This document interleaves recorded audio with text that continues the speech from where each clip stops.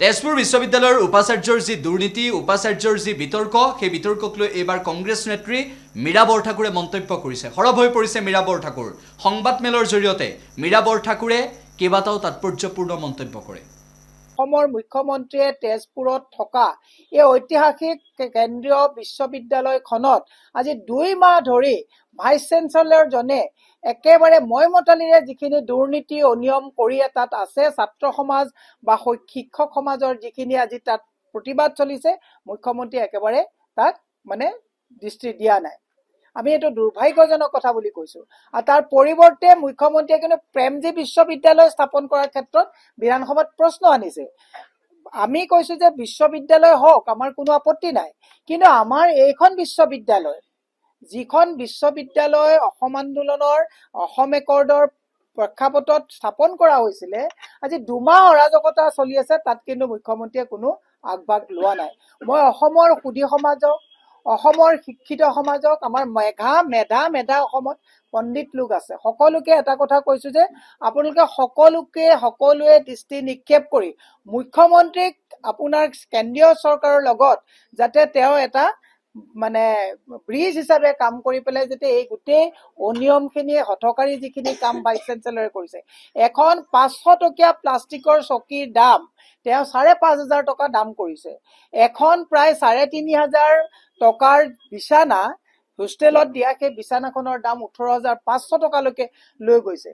তাতোতকৈ ভয়ংকৰ কথা তাত যিবিলাক কিতাপ পাঠ্যক্ৰমৰ যিবিলাক কথা আছে তেওঁলোকে বহিৰাজ্যৰ কিছুমান ইয়াত যিটো সিলেবাসৰ প্ৰয়োজন আছে তেনেকুৱা কোনো কথা নাই তাৰমানে তেওঁলোকে বেলেগৰ লগত কথা পাতি পেলাই এই প্ৰায় 6 কোটি টকাৰ যিটো মানে নিয়ম বহিভূতভাৱে কিতাপৰো তেওঁলোকে মানে যিখিনি আদান প্ৰদান বহিৰাজ্যৰ বনিয়াৰ লগত কৰিছে অত্যন্ত দুৰ্ভাগ্যজনক কথা অসমৰ শিক্ষা সমাজক লৈ মই আজি 8 মাহৰ আগতেও কৈছো যে বিল্ডিং ঠিকই বনিছে আৰু যদি আপুনি সেন্ট্ৰেল ইউনিভাৰ্সিটি বুলি কয় এনেকুৱা নহয় আমাৰ বৰ্তমান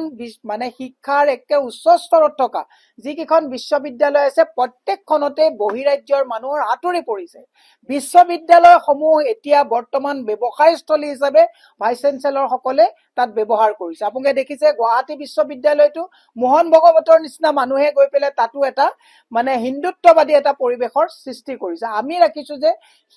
আমাৰ ডিমান্ডটো হৈছে যে শৈক্ষিক যিবিলাক মন্দিৰ ইয়াত কোনো ধৰণৰ ৰাজনীতি হ'ব নালাগে ইয়াত কোনো ধৰ্মীয়কৰণ হ'ব নালাগে ইয়াত কোনো ধৰণৰ যাতে ৰাজনৈতিক হাতুৰি পৰিব নালাগে তাৰ কাৰণে আমি আহ্বান জনাই মুখ্যমন্ত্ৰীক যেহেতুকে তেওঁ নিজেই কৈছে যে মই ভাৰতৰ শক্তিশালী মুখ্যমন্ত্ৰী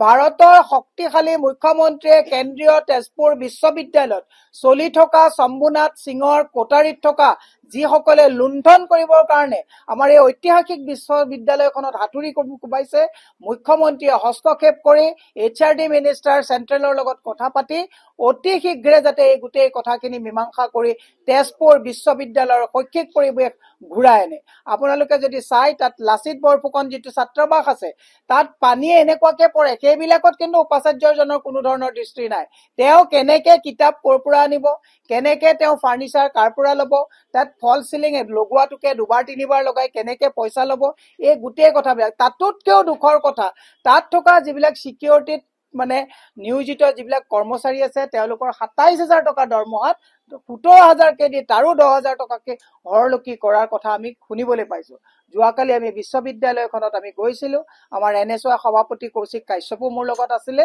গতিকে আমি এটা কথাই কৈছো যে মুখ্যমন্ত্ৰীয়ে বহুত বাহবাহ লৈ থাকি লাভ নাই ধাৰৰ ওপৰত ধাৰ আজি কেগৰ যদি আপুনি ৰিপৰ্ট চাই অসমীয়া আৰু ধাৰৰ বহন ক্ষমতা ল'ব পৰা অৱস্থাত নাই অহা 26লৈ যদি এখন চৰকাৰ থাকে অসমৰ ৰাইজে কেনেকে সুদে মূলে ধাৰ চৰকাৰৰ পৰিশোধ কৰিব তাৰ চিন্তাত অসমৰ ৰাইজ কুঙা হ'ব ইতিমধ্যে কুঙা হৈছে সেইকাৰণে মই মুখ্যমন্ত্ৰীক কৈছো হাল এৰি খেল খেদাৰ পৰিৱৰ্তে শিক্ষা অনুষ্ঠান যাতে কোনো ধৰণৰ বহিৰাজ্যৰ বনিয়াই যাতে ইয়াত আহি শিক্ষা অনুষ্ঠানক যাতে বেপাৰৰ স্থল হিচাপে কৰি নলয় তাৰ কাৰণে আমি টানি অনুৰোধ জনাইছো যে আপুনি এইবিলাকত চকু দিয়ক আৰু বিধানসভাত যিবিলাক একেবাৰে মানে বজাৰ টাইপ পৰিৱেশ হৈছে তাৰ পৰিৱৰ্তে আইন প্ৰণেতাসকলে কেনেকে শিক্ষা স্বাস্থ্য ন্যায় এইবিলাকৰ ক্ষেত্ৰত গুৰুত্ব দিব তাৰ কাৰণে আমি আহ্বান জনাই আজি সংবাদমেলৰ জৰিয়তে মুখ্যমন্ত্ৰীক পুনৰবাৰ আহ্বান জনাইছো যে মণিপুৰ আৰু মেঘালয় যেনেকে তাৰ মুখ্যমন্ত্ৰীসকলে নেহৰু ইউনিভাৰ্চিটিৰ উপাচাৰ্য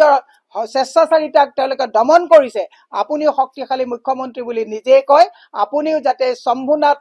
সিঙৰ এই স্বেচ্ছাচাৰিতাক যাতে আপুনি কেন্দ্ৰীয় চৰকাৰৰ লগত কথা পাতি বন্ধ কৰে আৰু তেওঁক যাতে ইয়াৰ পৰা যিহেতুকে শৈক্ষিক পৰিৱেশটোৱে বিনষ্ট হৈছে, ইয়াৰ পৰা তেওঁক উপযুক্ত যাতে শাস্তি প্ৰদান কৰি